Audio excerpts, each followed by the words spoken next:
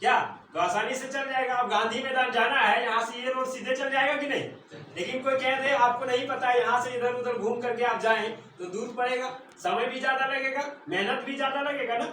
चलिए, इन सारी चीजों को दूसरे की लाइफ से हमें सीखना चाहिए और सीख करके आगे बढ़ना चाहिए। इसीलिए सफल नया भारत जो हमारा है उसमें संघर्ष की कहानी है, जिसमें हमारे सर का जानेंगे संघर्ष की कहानी है ना। चलिए,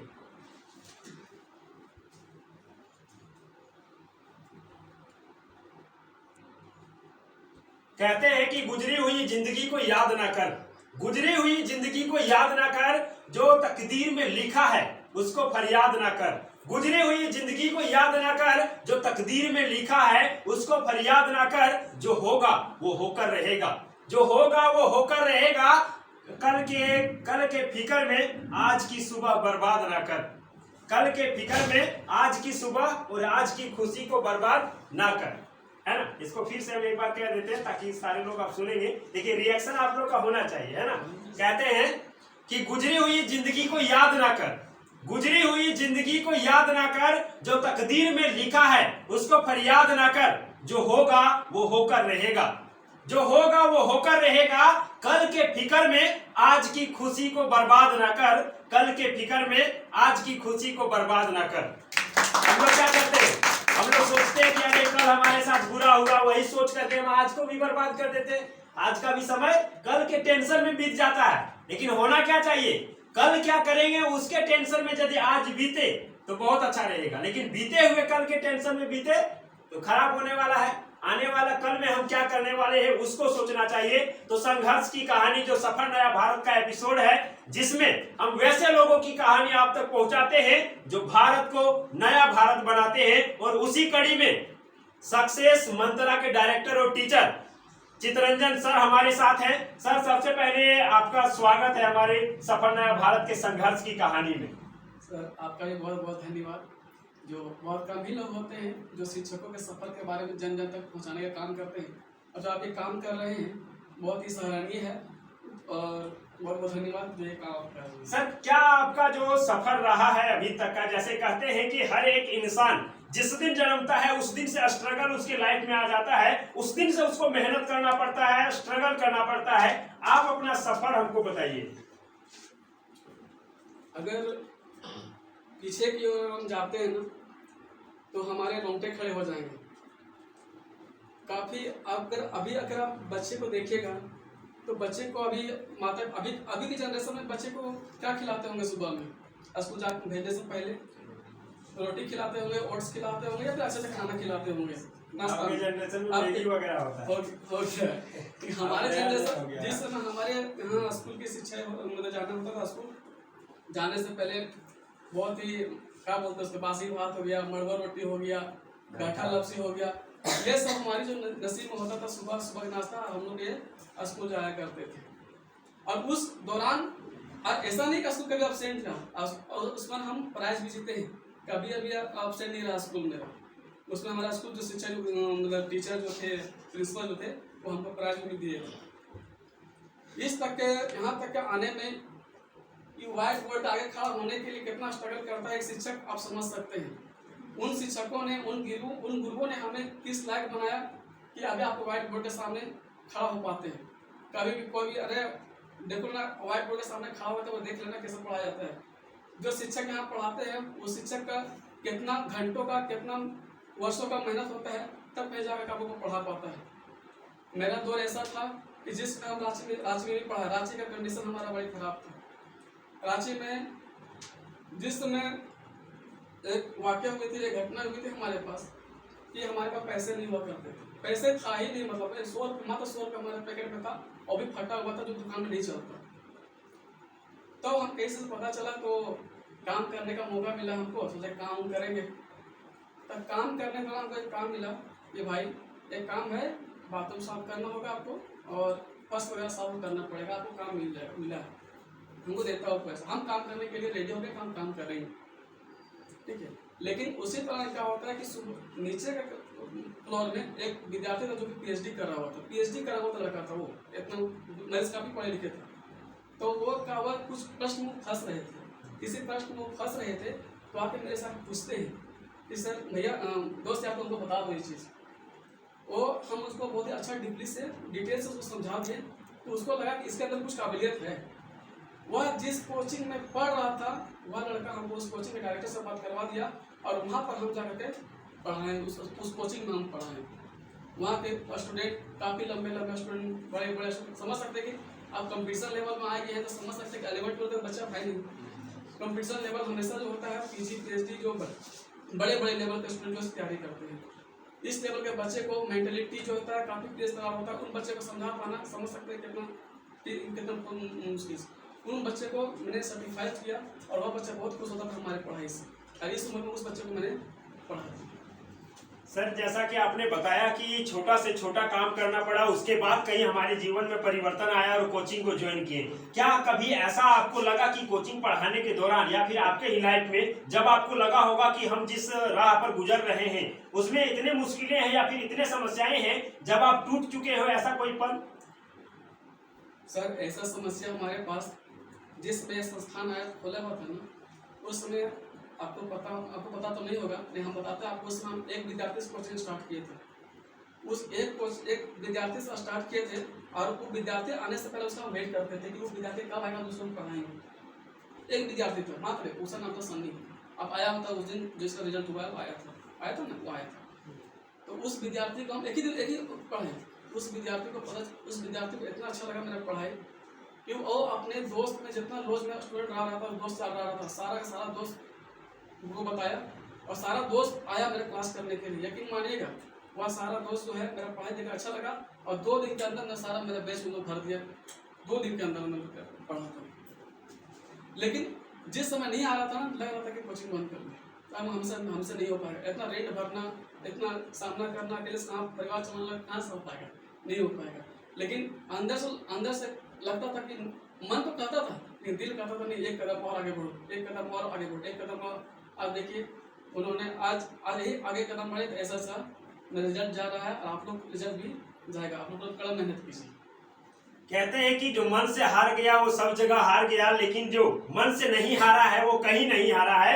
मन के हारे हार है और मन के जीते जीत है। यही जगत की रीत है, यही जगत की प्रीत है। इसीलिए मन से कभी नहीं हारना चाहिए। सर आप इतना स्ट्रगल करके अभी पढ़ाते भी हैं, बच्चों को समझाते हैं और अच्छे तरीके से पढ़ाते हैं, लेकिन आपका पढ़ाने का जो तरीका है उसमें क्या यूनिक है ये बताइए। हजारीबाग में आने वाले बच्चे अधिकतर गांव से होते हैं, आपको पता होना चाहिए। 100% में विद्यार्थी 80% जो बच्चे होते हैं वो गांव से बिलोंग करते हैं और गांव से यहाँ आते हैं बच्चे। देखो भाई वहाँ का माहौल और यहाँ माहौल में आसमान जमीन का अंतर होता है। वहाँ आप क्या पढ़े हैं और यहाँ क्या पढ़िएगा 100 मैटर करता है। हमारे यहाँ बच्चे आते हैं, आने के क्रम में आप क्या होता है कि उनका अपने भाषा को समझने का प्रयास करते हैं। क्या हुआ बच्चा किस भाषा में समझना चाह रहा है, आप जिस भाषा में समझते हैं उस भाषा में जो है सो समझाते हैं। और यही कारण है कि बच्चे यहाँ पर लगातार आते हैं और कहीं ना कहीं हमारा रिजल्ट जो है सो अभी वर्तमान समय में गया रिजल्ट हमारा जीडी का गया, पंचायत सचिव का हमारा गया रिजल्ट। और अभी लड़की है पूनम जिन्होंने पंचायत सचिव क्या बोलते हैं बीएसएफ का रिजल्ट हुआ है, बोर्ड निकाल लिया है और एग्जाम उन्होंने क्लियर करा। तो ये हमारा कहीं ना कहीं हमारा मेहनत है। और आपका देखा आपका सफल होने में हमारा जरा सा भी हाथ नहीं होती है। आपका सफल होने में हमारा जरा से भी आप हम जरा बाबू रास्ता समझाते तुमको कि बाबू ये रास्ता ना जो ये रास्ता जो एक हो जाएगा तो ये दिक्कत होगा आपको, ये रास्ता जाएगा। क्यों? क्योंकि कोई बच्चा आता है हाइट कम लेकर के, अब बोलता है हमको आर्मी जाना है, तो ये पॉसिबल है तुम आर्मी जाएगा कर। वही काम हम करते हैं कि वो रास्ता आपको मोड़ने का काम करते हैं कि वो रास्ता मत जाओ, अभी रास्ता में चलो, समझ गए। तो यही रहा है कि बच्चे कहीं ना कहीं अच्छे जगह पहुँच रहे हैं और हमारा मेन मकसद वही रहा है कि आप कहीं ना कहीं अच्छी जगह सेटल होइए। क्या सर आपको कभी अपने लाइफ में जो सक्सेस आपने गोल जो डिसाइड किए, जैसा कहते हैं कि हर एक इंसान अपना गोल डिसाइड करता है, अपना मुकाम हासिल करने के लिए उस और आगे बढ़ता है, तो आपका गोल क्या था और क्या वाकई में आप वहां तक पहुंच पाए हैं या नहीं पहुंच पाए हैं? सर हमारा हाइट देख ही रहे, हमारा हाइट कम है। हम 16-17 के बाद बताते हैं, गए थे आर्मी के जवानी में, दौड़ में गए थे। दौड़ में गए थे तो हमारा बहुत अच्छा सा मतलब कि क्या बोल सकते हैं हम, हमारा जुनून है कि हम वर्दी पहनने का जुनून मेरा बहुत शुरू से रहा है। और वर्दी पहनने का मकसद हमारा बहुत अच्छा था कि हम दौड़ गई और वर्दी पहने, वर्दी पहन करके हम मतलब देश सेवा करना चाह रहे थे। गए, लेकिन हमारे हाइट की वजह से नहीं हो पाया, मतलब कहाँ से होगा ये, हाइट की वजह नहीं, छाड़ दिए हमने। हमारा मकसद उस समय भी देश सेवा था, आज भी हमारा मकसद देश सेवा है। जरूरी नहीं है भाई कि वर्दी पहन करके लोग देश सेवा करें, वर्दी बिना पहने भी आप देश सेवा कर सकते हैं। कहीं आपको पता होना चाहिए कि कुछ 4 बजे बाद या 5 बजे के बाद हमारा बाल संस्कार शाला चलता है, जो गरीब बच्चों को हम लोग पढ़ाते हैं। वैसे बच्चे जो काफ़ी गरीब, जिसके माता पिता काफ़ी गरीब है, दिन दाड़ी मजदूरी काम करते हैं, रिक्शा चलाते हैं, उनके बच्चे को हम अडॉप्ट करते हैं और उन बच्चों को जो है सो फ्री ऑफ कॉस्ट, किसी को कोई मतलब हमसे 1 रुपये तो नहीं लेते हैं, उससे हम कहीं उसे पेन पेंसिल कटर वगैरह सब कुछ हम देते हैं फ्री ऑफ कॉस्ट। वो भी एक देश सेवा ही है, जरूरी है ना वो देश सेवा। आप गरीब की सेवा कर रहे हैं तो भी एक सेवा ही है, ठीक है। तो हमारा मकसद सिर्फ एक ही है सर, कि कोई भी समाज में रहने वाला प्रत्येक व्यक्ति को शिक्षा का अधिकार है जी। समाज में रहने वाला प्रत्येक व्यक्ति को शिक्षा का अधिकार है, भले वो जैसा कंडीशन में हो। आपको किसी के माता पिता गरीब है, क्या उसको बच्चे को पढ़ने का अधिकार नहीं है? बिल्कुल पढ़ने का अधिकार, उस बच्चे को पढ़ने का अधिकार है। तो उन बच्चे को सर ऐसा नहीं है, वो बच्चे भी हमारे यहाँ पढ़े हैं और फ्री ऑफ कॉस्ट पढ़े हैं। कुछ बच्चे फ्री ऑफ कॉस्ट 1 दिन रुपया नहीं उससे आज तक हमें लिए। कुछ बच्चे पढ़ के निकल के जो फ्री ऑफ कॉस्ट पढ़े हैं, कुछ बच्चे पढ़ रहे हैं, नाम तो नहीं लेना चाहिए, नाम लेना ठीक बात नहीं लगता है, और एहसान करके नाम लेना उचित नहीं। कुछ बच्चे ऐसे जो फिर भी पढ़ते हैं, तो कहीं ना कहीं फैमिली कंडीशन ठीक नहीं रहा है, इसी कारण उस बच्चे को जो सो हम लोग आगे बढ़ाते हैं। अंत में आप बताइए सर कि आप मैसेज क्या देना चाहेंगे, जैसे कंपटीशन का बच्चा को भी पढ़ाते हैं और अभी आपने बताया कि बाल संस्कार शाला, जहाँ पे छोटे जो नन्हे बच्चे हैं, ऐसे फैमिली से हैं जिनका फैमिली उनको पढ़ा नहीं सकते हैं, रोड में भटकता घूमता है, इधर उधर टाइम पास करता है, उनको भी पढ़ा रहे हैं। ये कंपटीशन के सारे बच्चों को आप क्या मैसेज देना चाहेंगे कि अपने लाइफ में वो किस प्रकार से अपना समय का यूज करे और जो मुकाम उन्होंने डिसाइड किया है, जो सपना उन्होंने देखा है, जो गोल डिसाइड किया है, वहां तक पहुंच पाए। आप लोग जैसे हम लोग तो अभी 11th 12 का पढ़ाई पढ़ नहीं रहे हैं। 11th 12 के सब्जेक्ट कितने होते हैं? 5 सब्जेक्ट होता है 11th 12 में। अब जैसे ही कंपटीशन में आते हैं वैसा आपके सब्जेक्ट की संख्या बढ़ जाती है, वो तो आपका 12-13 से हो जाता है। आपको खोटा भी पढ़ना है, मैथ रीजनिंग इंग्लिश भी पढ़ना है, बाकी लेके सारा सब्जेक्ट लेके पढ़ना है, पूरा सब्जेक्ट पढ़ना है। तो इन दौरान इन सभी चीज़ों को पढ़ने के दौरान आपके पास बहुत सारे उतार चढ़ाव आएंगे। आज एक एग्जाम नहीं निकला, इसका मतलब ये नहीं कि हार के बैठ जाना है, इसका मतलब ये नहीं आपको हार के बैठ जाना है। भाई क्रिकेट के बॉल में 1 ओवर में 6 गेंदें होती है ना, 6 गेंद होती है ना, तो 6 बॉल में अगर बैट्समैन 1 बॉल रोकता है तो सेकंड बॉल पर वेट करता है कि कोई बॉल क्लिक करे तो 6 मारते हैं। दूसरा बॉल भी उसको खराब लगता है, नहीं मार पाता है, तो तीसरा बॉल को वेट करता है। 6 बॉल में कुछ एक ऐसा बॉल आता है जो 6 लगा देता है। तो आप सही समय का वेट कीजिए ना, सही समय का वेट कीजिए। 4 पंक्ति का एक कहानी है, तो एक समझ लीजिए। एक हिरन थे, हिरन समझते, देखा होगा, नहीं देखा होगा तो देख लेना जाकर। हिरन थे, हिरन जो है सो जंगल में टहल रही थी। वो प्यास लगा हुआ था तो गए थे पानी पीने के लिए, और नदी लबालब पूरा भरा हुआ था, नदी पूरा पानी से भरा हुआ था। अब क्या होता है कि राइट साइड से आ जाता है कोची, आ जाता है शिकारी शिकार करने के लिए, राइट साइड से शिकारी करने आता है शिकार करने के लिए। अब भाई अब कने भागे, अब लेफ्ट साइड भागता है तो आ जाता है शेर शिकार करने के लिए। शेर आता है खाने के लिए, शिकारी आता है उसको मारने के लिए। अब आगे की ओर नदी है, लेफ्ट और राइट साइड में आपका जो है शिकारी भी है और कौन सी है, शेर भी है। अब भागे तो भागे कहाँ, 3 ओर से घिरा हुआ, भागने का एक ही चांस है, पीछे की ओर भाग जाए। पीछे से कहाँ भागे, पीछे से वो जो है सो आग लगी हुई थी, पत्ते उत्ते में आग लगी हुई थी। अब वह हिरन जो है सो चारों समस्या से घिर गया था। बताओ अगर वह समस्या का सामना नहीं करेगा तो अभी मर जाएगा। आगे बढ़ेगा, नदी में कूद के मर जाएगा। दाएं भागेगा तो शिकारी मार देगा, बाएं भागेगा तो शेर मार देगा, पीछे भागेगा तो आग से जल के मर जाएगा। उस हिरन के पास चारों के चारों तरफ समस्या घिरा हुआ था, चारों तरफ समस्या घिर लेता हुआ चारों तरफ। वह शिकार जो हिरन है वो 10 मिनट कुछ समय का वेट करता है। कुछ वेट करता है तो आकाश से पानी जो सो बादल गरजना शुरू हो जाता है और पानी मारना शुरू हो जाता है। जिसमें पानी गिरने लगा ना, उसमें पानी गिरते ही जो है सो तीर मारता है, लेकिन तीर का निशाना ही छूट गया, नहीं लगा। वह तीर किसको लग गया, शेर को लग गया, शेर को मार गया और उस पानी वर्षा से आग भी बुझ गया।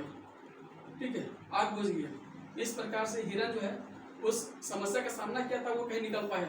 समस्या का सामना नहीं किया बाबू, अगर समस्या का सामना नहीं करता तो बच पाता नहीं बच पाता। इसलिए आप सही समय का वेट कीजिए, आपके पास आएगा उतार चढ़ाव, हम मानते हैं आएगा उतार चढ़ाव। इसका मतलब ये नहीं कि कुछ आप कर बैठे, सीधा सी मतलब है आप थोड़ा मेहनत कीजिए।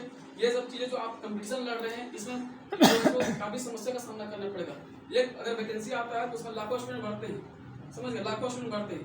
आपको उसमें उस लाख के बीच में भिड़ना होगा, उसके रात दिन जग कर रखना होगा, रात दिन लग के उसको मेहनत करके उसको पार करना होगा, तभी आपको सफलता हाथ लगेगी। सर ने बहुत कम शब्दों में आपको बता दिए कि हम जिस समय विकट परिस्थिति से घिरे होते हैं उस समय हमारे पास एक ऑप्शन जरूर रहता है। वो क्या है? धैर्य का ऑप्शन, पैशेंस का ऑप्शन। यदि हमारे पास धैर्य रखने की क्षमता है तो कहीं ना कहीं आने वाले दिनों में, कुछ दिनों में हमारे पास उसका सॉल्यूशन भी हो जाने वाला है। और सर भी बताइए क्या, थोड़ा देर इंतजार करने के बाद बारिश शुरू हो गया और बारिश होने के बाद सारा उसका क्या प्रॉब्लम सॉल्व हो गया कि नहीं? हो गया ना। इसी तरह से हमारे भी लाइफ में बहुत सारी मुश्किलें आएंगे। कभी हमको लगेगा कि चारों तरफ से हम बंधे हुए हैं, कुछ नहीं कर सकते हैं, लाइफ में कुछ बचा नहीं है, लेकिन धैर्य रखिएगा। सबसे बड़ा कुंजी होता है धैर्य का। आप पैशेंस रख लिए तो कुछ ही दिनों में वो सारा कुछ टूट जाने वाला है, सारी मुश्किलें दूर हो जाने वाले हैं और आपको भी एक ऑप्शन, एक मौका और एक रास्ता जरूर मिल जाने वाला है। तो आप देख रहे थे सफर नया भारत से संघर्ष की कहानी। आप सभी इतना धैर्यपूर्वक सुने, सभी को बहुत बहुत धन्यवाद और सर को तहे दिल से धन्यवाद।